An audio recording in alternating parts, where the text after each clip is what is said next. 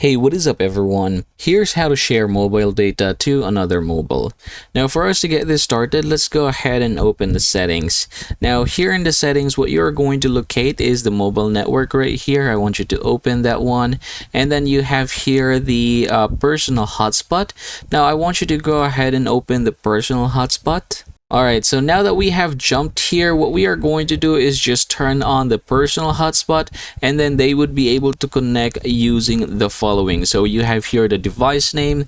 Basically this is gonna look like a Wi-Fi, so it's gonna look as if they are still connecting to a Wi-Fi network. So here is the username, and then this is gonna be the password. Now in some cases, if you are going to toggle it on just like so, what is gonna happen is actually you will be able to see this QR code as well. So apart from connecting manually, they'll be able to just scan this one and be able to connect to your hotspot or to your Wi-Fi.